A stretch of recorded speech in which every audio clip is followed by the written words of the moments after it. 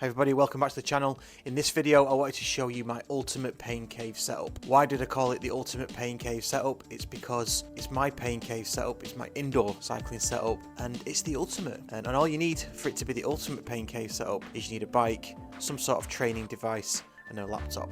Everything else I think is extra. I've watched a lot of videos on YouTube recently and everybody claims to have the ultimate pain cave setup. But in reality, I've got the ultimate pain cave setup. There's lots of high-end materials, lots of shiny areas, even dedicated rooms to it. Now all that's fine if you can afford it. And they are really, really smart. And if you've got one, brilliant.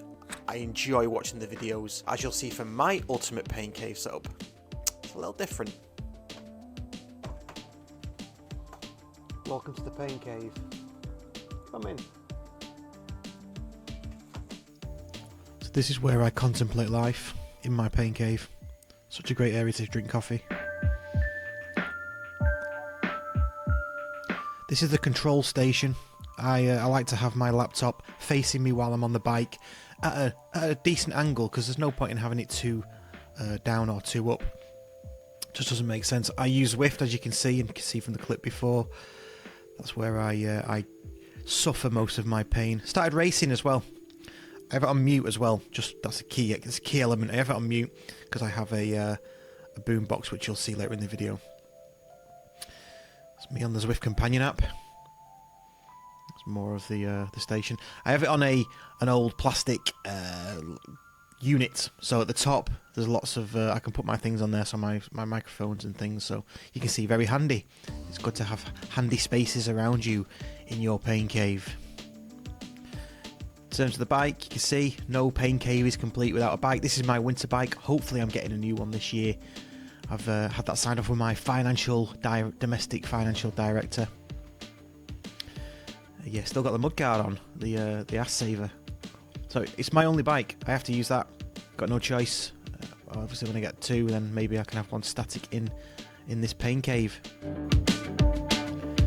See, it probably needs a bit of a clean, to be fair. I will get around to that.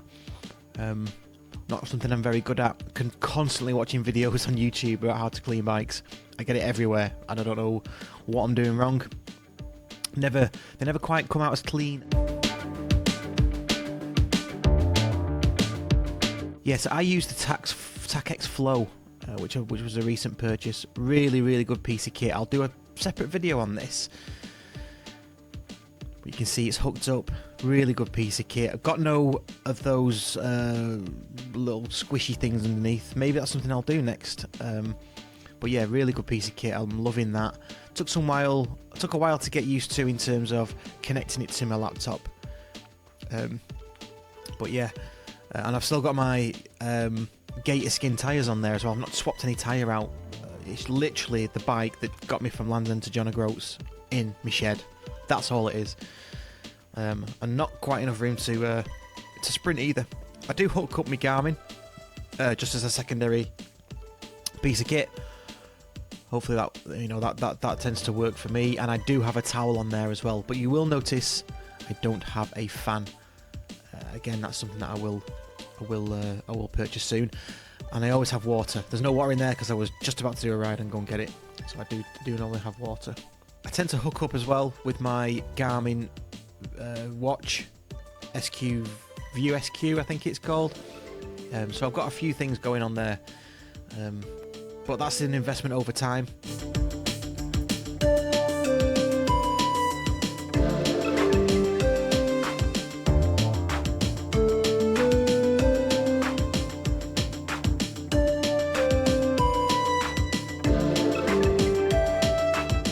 Probably the most important part is storage and having something to lean on. So here's where I keep all of my bits and bats, shoes, hats and things.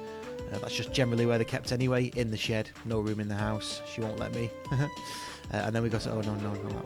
Oh, sorry. And this is a really key area. Doesn't look much. It's the Kallax. We've got lots of Kallax in our house. I know it's veneer, but they're really useful, especially for records, vinyl records. But there is where I keep my phone and anything that I need to have access to. So my Zwift companion app on my phone and Spotify connected to the speaker you're about to see sits on there. I probably need to get a mount, but again, just started, so very little investment, as you can see.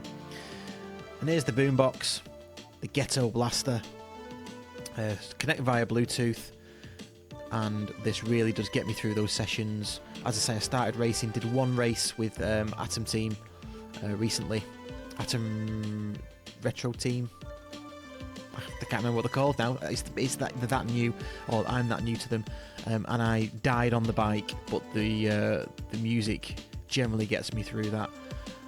So yeah, check out Spinning Tunes on Spotify. They're pretty good.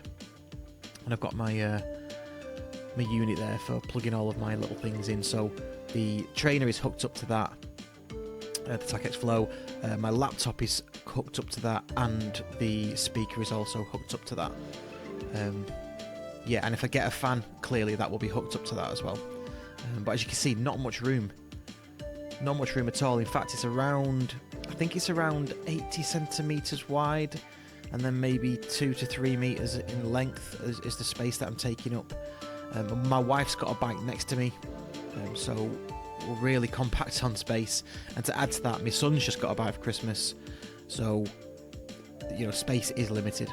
And there you have it. Actual proof you do not need to spend thousands, if not tens of thousands, on an indoor cycling setup.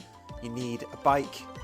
It can be your bike, the bike that you ride all of the time. I don't currently have 2 bikes, although I'm hoping to have soon, and that'll be something that I'll be looking to get some advice on. At the moment, I don't even have a fan. That will be a purchase very soon, because that's my next necessity. At the moment, I've got my bike, a trainer, and my laptop. My laptop is my laptop. I've not bought it directly, specifically for training.